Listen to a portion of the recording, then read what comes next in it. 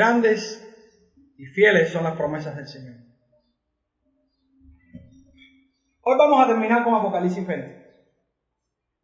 El juicio de Dios. Cuando oraba ahorita, quizá algunos pensaran que soy bastante radical con el tema de que las autoridades merecen juicio de Dios. Pero hay una realidad, y es que a veces nosotros descuidamos. Es que Dios es un Dios justo. Es que Dios hará justicia, hermano. Dios hará su justicia final un día. ¿Cree usted que las personas que viven sobre esta tierra y que han hecho mal y que mueren en paz en una cama, van a morir sin ser juzgados por Dios? ¿Cree usted que esas personas que han hecho daño y que han vivido como han querido, como por ejemplo Hitler, que aparentemente se evitó ser juzgado por los hombres porque se suicidó antes que lo capturaran? Se dio un tiro, se tomó un veneno que aparentemente no sufrió. ¿Cree usted que esa persona, como él y como todos los hombres de esta tierra, que han hecho muchas cosas malas, no tendrán un día que compadecer delante del juicio de Dios? Amados hermanos, todos los seres humanos que han vivido sobre esta tierra tendrán que compadecer ante el juicio de Dios. Si los juicios de los hombres son terribles, si los juicios de los hombres acarrean condenación a los hombres, ¿cómo será el día del juicio de Dios? Cuando la ira de Dios sea derramada sobre la tierra. Cuando la ira de Dios sea derramada sobre todos los hombres que han venido sobre la tierra. ¿Cómo será ese día? Y le invito a buscar en la palabra del Señor. En Apocalipsis capítulo 20, verso del 11 al 15. Y hoy terminamos el cuarto mensaje de Apocalipsis 20. Dice la palabra del Señor: y vi un gran trono blanco, y al que estaba sentado en él, de delante del cual huyeron la tierra y el cielo, y ningún lugar se encontró para ellos. Y vi a los muertos, grandes y pequeños, de pie ante Dios, y los libros fueron abiertos. Y otro libro fue abierto, el cual es el libro de la vida. Y fueron juzgados los muertos por las cosas que estaban escritas en los libros, según sus obras. Y el mar entregó los muertos que habían en él, y la muerte y el Hades entregaron los muertos que habían en ellos, y fueron juzgados cada uno según sus obras. Y la muerte y el Hades fueron lanzados al lago de fuego. Esta es la muerte segunda. Y el que no se halló inscrito en el libro de la vida fue lanzado al lago de fuego. ¿Qué piensa el hombre? ¿Que no será juzgado? ¿Que vivirá como bien le parece y no será juzgado nunca? ¿Que pueda hacer y deshacer todo lo que quiera? ¿Que pueda usar el poder a sus anchas como quiera? ¿Que puede vivir de la manera que quiere? No, hermanos. El hombre no puede hacer lo que quiere. El hombre no debe hacer lo que quiere. El hombre debe hacer lo que Dios quiere, porque el hombre será juzgado por Dios. Dios se sentará en el trono de su poder para juzgar a todos los hombres en su sentencia final. Y si algo debemos recordar de lo que vamos a enseñar hoy es que Dios se sentará en el trono de su poder para juzgar a todos los hombres en su sentencia final. Hoy veremos el juicio de Dios. Hoy veremos cómo Dios va a emitir el juicio sobre los pecadores. Y el texto que leímos comienza diciendo: y vi un gran trono blanco, y al que estaba sentado en él, de delante del cual huyeron la tierra y el cielo, y ningún lugar se encontró para ellos. Dios se sentará en su trono blanco. La representación aquí es de un trono de justicia. El mismo Apocalipsis capítulo 14, verso 14 dice: miré y he aquí una nube blanca, y sobre la nube uno sentado semejante al Hijo del Hombre, que tenía en la cabeza una corona de oro y en la mano una hoz aguda. La justicia de Dios será establecida para aniquilar toda la injusticia de los hombres. Este es un trono, pero no es cualquier trono, es un trono grande. Vi un gran trono, y la palabra que se está usando aquí es mega. ¿Sabe cuántas veces aparece en Apocalipsis? 80 veces. Una palabra repetida. Y lo que está dando a entender es algo grande sobre todas las cosas. En este versículo Juan describe el trono de Dios de una manera y de una dimensión que nuestros ojos no lo pueden palpar. Nuestros ojos no pueden entender la magnitud de su grandeza. Un trono de justicia, pero un trono tan grande que nuestra capacidad está limitada para comprenderlo. Así que imagínense el día que Dios juzgará al mundo. Su justicia, ¿cómo será? Es un gran trono. Y la Biblia describe con un adjetivo, un trono blanco. ¿Y por qué blanco? ¿Qué representa el color blanco? La pureza, la santidad, la victoria. Pero en este caso tiene un significado adicional y es la justicia divina. Es una justicia que se va a establecer a cada cual según su obra. Ni una mancha, ni una arruga hay en la blancura del trono de Dios. Ni una mancha, ni una arruga. Quiere decir que a Dios no se le va a escapar nada. Nada. Porque Dios es puramente santo. Es puramente justo.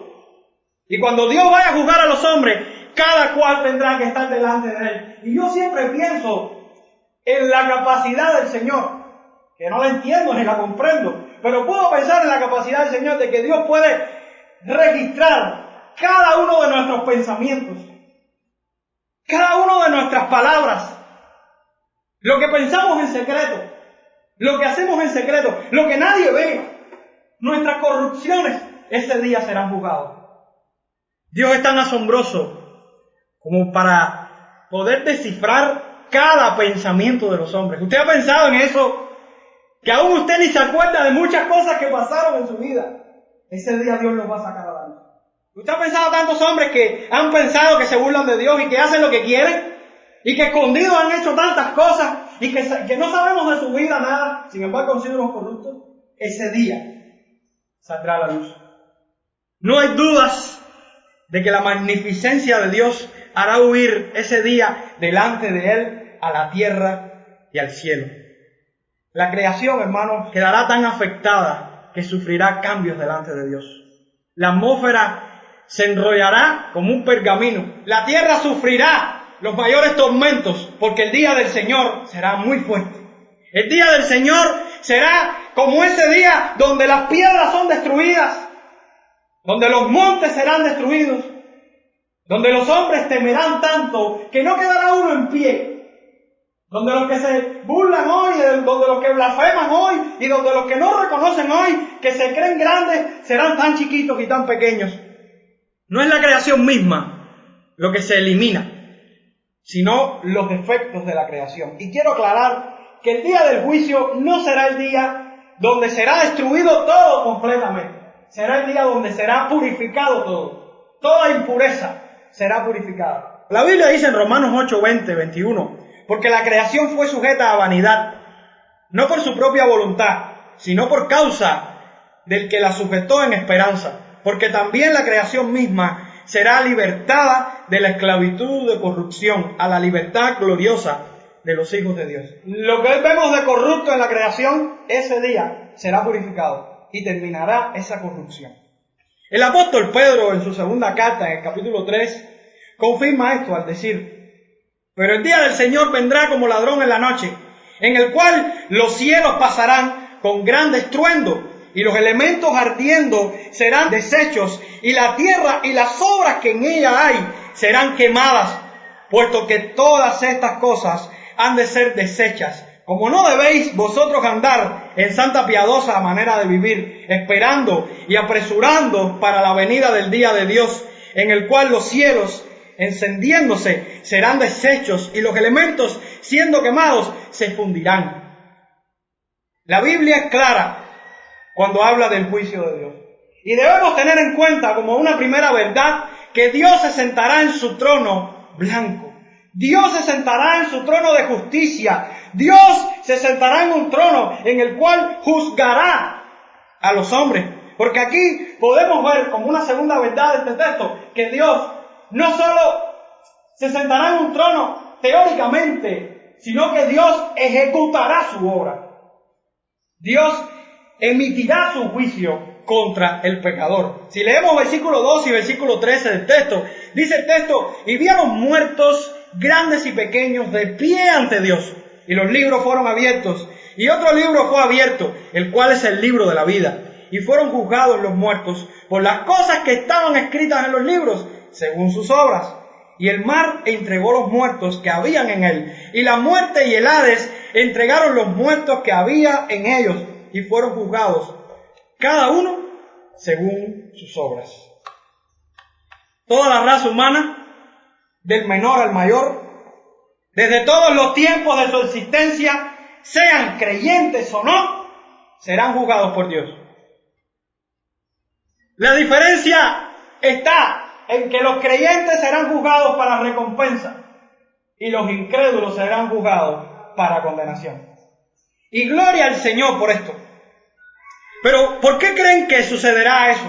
¿Por qué creen ustedes que los creyentes serán juzgados para recompensa y no para condenación? Porque los creyentes tienen un intermediario que intercede ante el Padre por ellos. Porque los creyentes confían y descansan en la obra de aquel que murió por sus pecados. Porque los creyentes tienen un seguro, tienen un salvoconducto, que cuando estén delante del trono de Dios, Cristo será nuestro defensor. Cristo será aquel que por medio de sus méritos nos dará la libertad de ser juzgados para condenación. Jesús dijo en Lucas capítulo 12, versos del 8 al 9, os digo que todo aquel que me confiese delante de los hombres, también el Hijo del Hombre le confesará delante de los ángeles de Dios. Mas el que me negare delante de los hombres, será negado delante de los ángeles de Dios. Tristemente muchos hoy han negado a Cristo.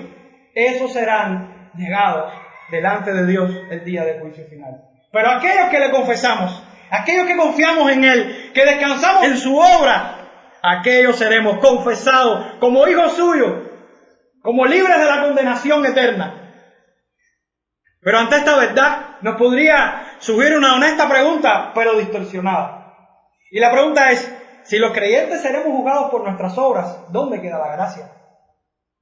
¿Para qué cuentan nuestras obras si realmente dice la Biblia que somos salvados por gracia? ¿Serán nuestras obras importantes para nuestra salvación? Watron, en uno de sus comentarios, escribió referente a esto y dijo: afirmar, como hacen muchos, que tal enseñanza es legalismo o salvación por obras, es hacer patente una ignorancia de aspectos fundamentales del Evangelio mismo. La salvación no es por obra, pero su finalidad es producir obras. Donde el estilo de vida de una persona no es radicalmente alterado, allí no ha actuado una salvación por gracia. Nosotros no somos salvos por obra, somos salvos por gracia. Pero seremos contados el día del juicio por nuestras obras. Nuestras obras dirán quiénes somos nosotros. Y el día del juicio, aunque usted hoy se burle, aunque usted hoy niegue, aunque usted hoy piense que no va a ser juzgado, usted va a ser juzgado por sus obras. Aunque no va a ser condenado, pero sí se va a saber quién es usted. ¿Cuántas mentiras dice? ¿Cuánta hipocresía en su corazón? Fíjense qué interesante es que el hombre, cuando está muerto en sus delitos y pecados, no puede amar a Dios. No puede ser libre porque es esclavo del pecado. Pero una vez que el Espíritu de Dios llega al hombre y le salva, ese hombre es libre. ¿Pero libre para qué? Ahí está el detalle. Nosotros no somos libres para hacer lo que queremos. No. Nosotros ahora lo que somos libres en Cristo para hacer la voluntad de Dios. Ahora la libertad que nosotros tenemos es la capacidad que Dios nos da para hacer lo que antes no podíamos hacer. Para dejar el pecado que antes no podíamos dejar porque éramos esclavos. Pero eso implica que usted y yo tenemos que trabajar, actuar.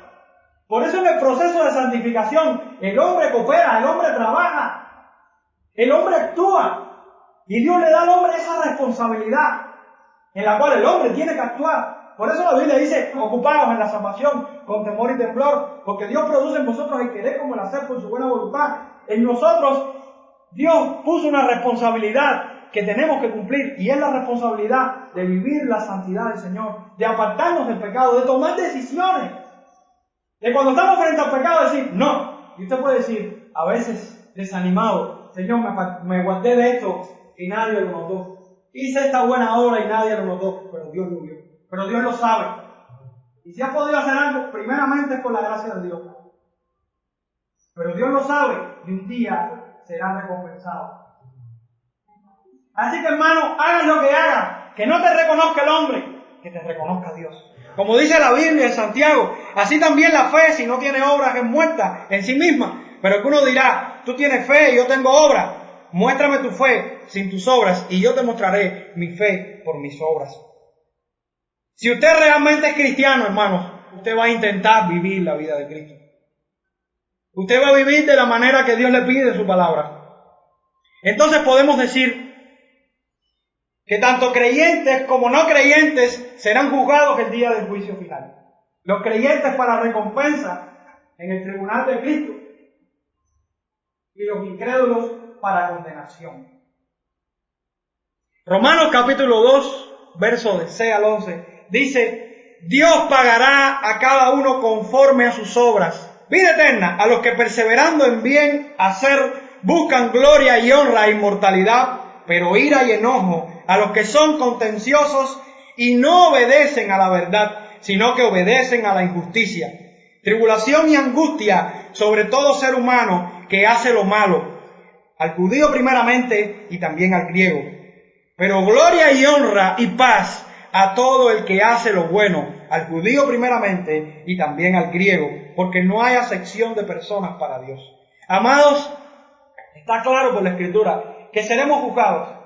Seremos juzgados por Dios un día. Y yo lo invito a buscar en Mateo capítulo 25, versos del 31 al 46, en la palabra, donde se define muy claro cómo será ese día con los creyentes y con los no creyentes. Dice: cuando el Hijo del Hombre venga en su gloria y todos los santos ángeles con él, entonces se sentará en su trono de gloria y serán reunidas delante de él todas las naciones, y apartará los unos de los otros, como aparta el pastor las ovejas de los cabritos, y pondrá las ovejas a su derecha y los cabritos a su izquierda. Entonces el rey dirá a los de su derecha: venid, benditos de mi Padre, heredad el reino preparado para vosotros desde la fundación del mundo. Porque tuve hambre y me diste de comer, tuve sed y me diste de beber, fui forastero y me recogisteis, estuve desnudo y me cubriste, enfermo y me visitaste, en la cárcel y viniste a mí. Entonces los justos le responderán diciendo: Señor, ¿cuándo te vimos hambriento y te sustentamos, o sediento y te dimos de beber? ¿Y cuándo te vimos forastero y te recogimos, o desnudo y te cubrimos?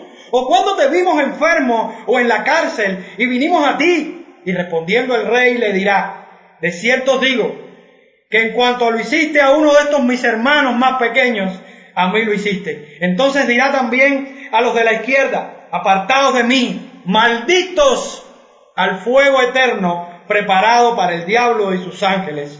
Porque tuve hambre y no me diste de comer, tuve sed y no me diste de beber, fui forastero y no me recogiste, estuve desnudo y no me cubriste, enfermo y en la cárcel y no me visitaste.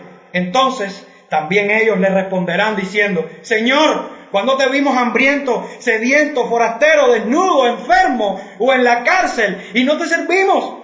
Entonces le responderá diciendo: de cierto os digo, que en cuanto no lo hiciste a uno de estos más pequeños, tampoco a mí lo hiciste. E irán estos al castigo eterno y los justos a la vida eterna.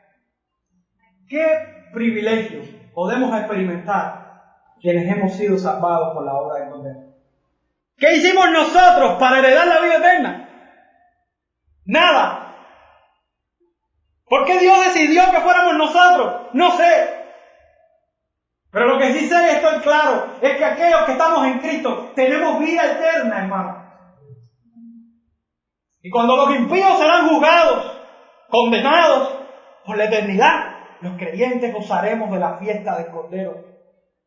Los creyentes gozaremos de la gloria de Dios y estaremos por la eternidad celebrando la gloria de Cristo. ¿Qué experimentará alguien que está adaptado en esta vida a sobornar a los jueces, a evadir la justicia, a vivir como quiere y por el poder de su dinero, por el poder de su influencia, toma decisiones como quiere y hace mal como quiere y nunca en esta tierra es juzgado y se libra de la prisión a pesar de sus maldades? ¿Qué experimentará esa persona ese día? Condenación. ¿Qué experimentará aquel que vive escondido de los demás y que vive infiltrado dentro del pueblo de Dios, haciéndose pasar por creyentes sin serlo? ¿Qué experimentará aquellos hipócritas que están dentro de las iglesias? ¿Qué experimentará ese día? Que nadie te conoce, pero Dios sí te conoce. Y ese día tus pecados serán exhibidos delante de todos. Ese día Dios juzgará. Ese día sentirás la vergüenza por la cual sufrirás toda tu vida. Porque los hipócritas no entrarán al reino de los cielos. Los mentirosos no entrarán al reino de los cielos. Los cobardes no entrarán al reino de los cielos. Es una lista enorme de gente que puede estar dentro de una iglesia sin ser cristiano. ¿No te da temor eso? Pues te tiene que dar temor. Te tiene que dar temor porque Dios es santo, hermano. ¿Qué experimentó el pueblo de Dios cuando le pidió a Dios ver su rostro? Y estaba en el desierto y quería ver a Dios. Y Dios solamente se manifestó de una manera sencilla. Y cuando los truenos empezaron a caer y el monte empezó a humear, la gente dijeron, no queremos ver a Dios. Muéstrate tú, Moisés, con Dios, que nosotros vamos a ir lo que tú digas, pero que sea Dios contigo. ¿Usted se ha imaginado qué significa estar delante de Dios? Si ahora a cualquiera de ustedes yo lo parara aquí y le diría, ayer te vi, donde nadie te vio, yo tenía una cámara puesta en el cuarto de tu casa y te vi cuando hiciste esto.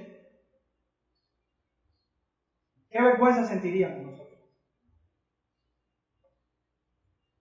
¿Qué vergüenza sentiría cualquiera de ustedes si ahora lo parara aquí y le dijera, tú hiciste esto el otro día, yo te vi haciendo esto? ¿Cómo saldrías de aquí? Posiblemente no vinieras más nunca a la iglesia.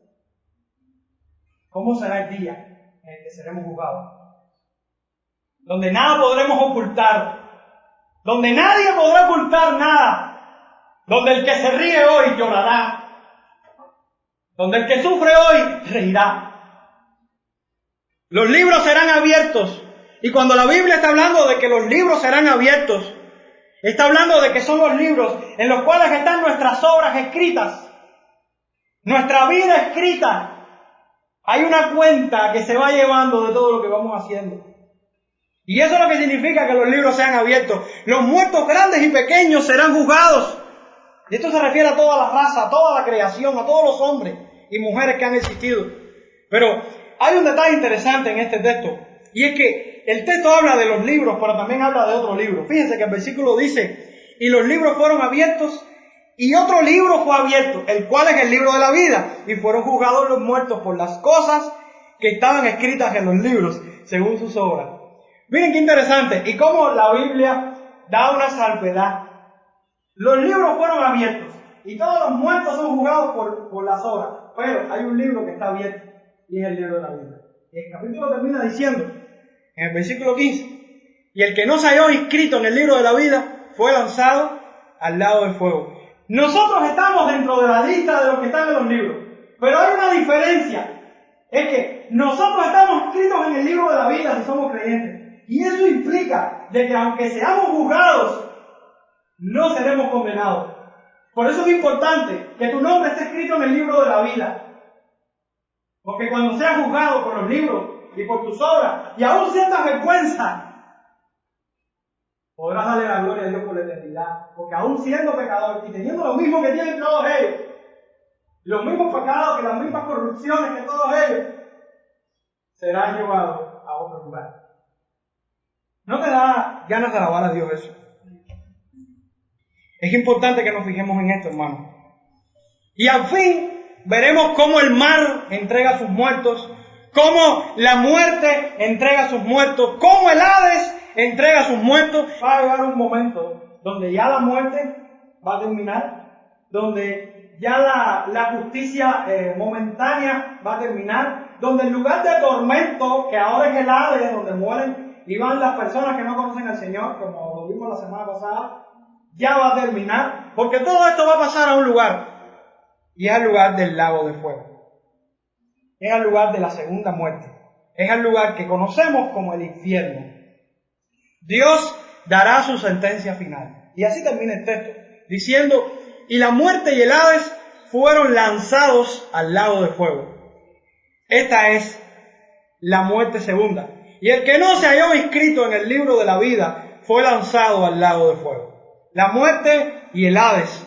La muerte es un estado, el Hades es el lugar de tormento. Los dos fueron lanzados como la conclusión a la autoridad que ejercen durante el tiempo cósmico. Ellos fueron echados al lago de fuego. ¿Y qué es el lago de fuego, hermano? Es el lugar de tormento eterno. El lugar donde los malvados pasarán la eternidad. Ese es el lago de fuego. Y a esto se refiere a la Biblia como la muerte segunda. Estar en la muerte segunda significa que el hombre, una vez que muera, va a ser condenado eternamente.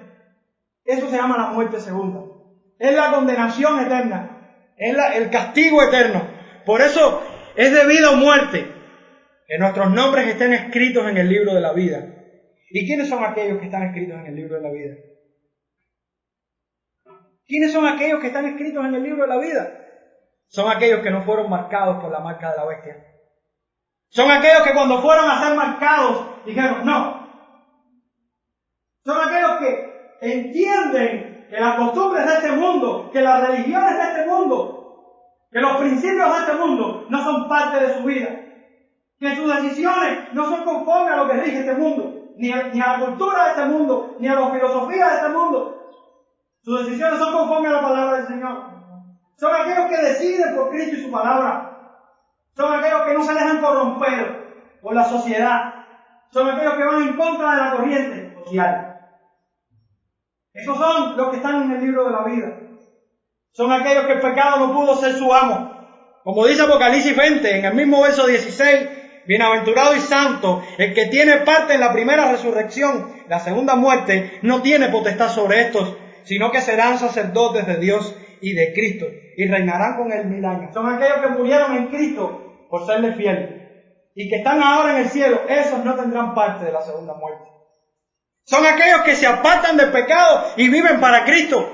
Como dice el mismo Apocalipsis 21:27, no entrará en ellas ninguna cosa inmunda y que hace abominación y mentira, sino solamente los que están inscritos en el libro de la vida. Amados, no hay dudas de que aquellos que practican el pecado, de que aquellos que no reconocen a Jesús, estarán en la muerte eterna. Jesús dijo en Juan 11, del 25 al 26, yo soy la resurrección y la vida. El que cree en mí, aunque esté muerto, vivirá. Y todo aquel que vive y cree en mí, no morirá eternamente. Y después pregunta, ¿crees esto? ¿Crees esto? Y esta debería ser la pregunta más importante de la vida de una persona. ¿Crees esto? ¿De qué manera lo crees? Al punto de que esta verdad transforma tu vida. Al punto de que esta verdad, en vez de darte temor, te da gozo. De que tú sabes que vas a ser juzgado, pero por la gloria de Cristo no vas a ser condenado. Pero no con tu conciencia y tus emociones, sino que cuando sea expuesta la palabra de Dios y te diga, vamos a ver quién eres tú. Eres un mentiroso. Mira cuántas mentiras has dicho. Vamos a ver quién eres tú. Eres un hipócrita. Mira cómo vive tu vida doble y tu apariencia de piedad. Vamos a ver quién eres tú. ¿Cuántas veces has deshonrado a tus padres? ¿Cuántas veces estás haciendo esto? ¿Qué estás haciendo por tu esposa? ¿Qué estás haciendo por tus hijos? ¿Qué estás haciendo por esto y por esto? Vamos a ver quién eres tú. ¿Cuántas veces has faltado el día de reposo? Vamos a ver quién eres tú. Y cuando empiece la lista. No te da temor. Si crees esto, en vez de ser condenado, serás salvado. Amados, si una persona no siente en su alma los tormentos del infierno antes de ser creyente, esa persona no es salva. Y estas verdades ante el incrédulo deben producirle temor, terror, porque el incrédulo sabe cuál es su condición cuando la Biblia lo confronta. Y si no sientes temor por esto, ten cuidado, porque ya tu conciencia ha llegado a un nivel de maldad y de corrupción que no has podido entender la verdad del Evangelio. Pero si sientes temor por esto, alégrate, porque es que Dios te está llevando al arrepentimiento. Y aquellos que no conocen al Señor y pueden estar sentados aquí entre nosotros, ¿Por qué no?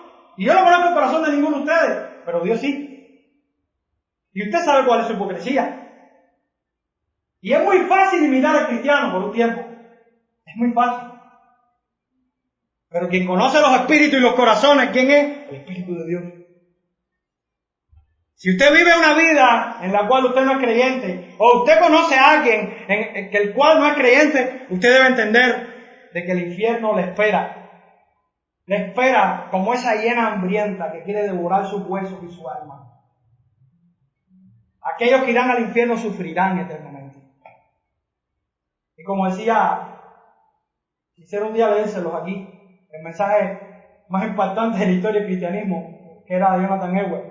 Ese mensaje, cuando él lo estaba predicando, era refiriéndose a esto, específicamente.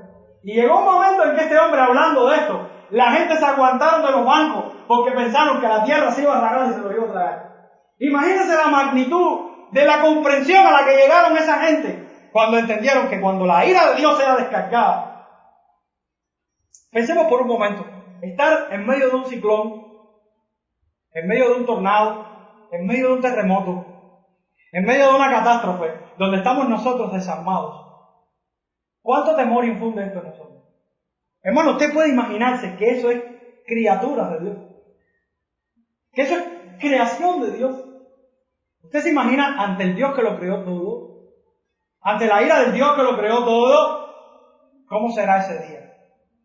Si hay alguno entre ustedes que no conoce al Señor, corra por su vida. Corra por su vida. Y como Jesús le dijo, ¿crees esto? Créelo. Aférrate a su verdad. Aférrate a su palabra. Y corre por tu vida porque serás juzgado. Tu vida puede perderse hoy. Mañana puedes morir. Hoy puedes morir. Pero no mueras sin Cristo. No mueras sin Cristo porque serás condenado eternamente. Y no te lo digo yo, te lo dice la Biblia. Y aquellos que se mueren sin Cristo morirán eternamente. Corre por tu vida. No pierdas tu vida. Corre por tu vida. Reconoce el sacrificio de Cristo. Arrepiéntate de tus pecados y ven a Él.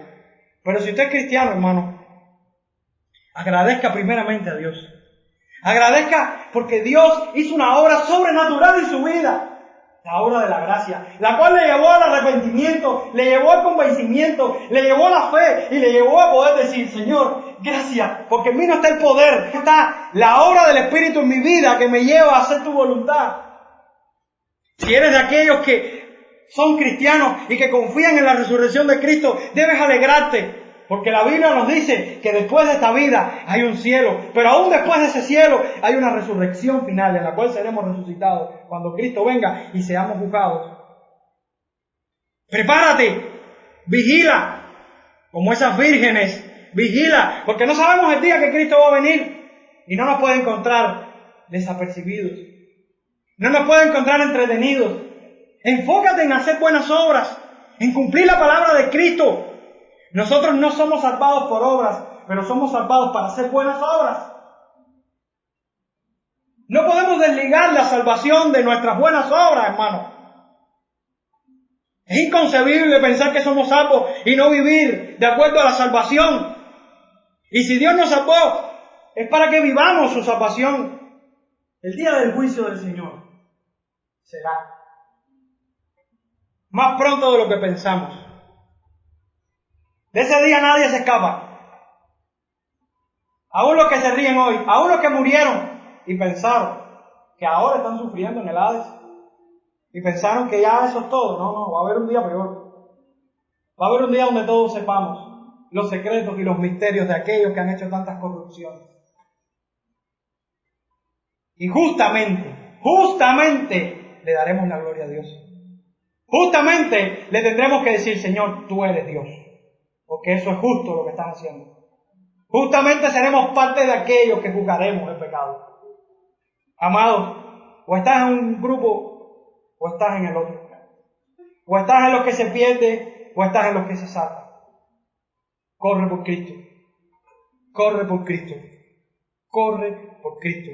Y termino repitiendo el versículo que leí hace unos minutos. Yo soy la resurrección y la vida. El que cree en mí, aunque esté muerto, vivirá. Y todo aquel que vive y cree en mí, no morirá eternamente. ¿Crees esto? ¿Crees esto? Señor,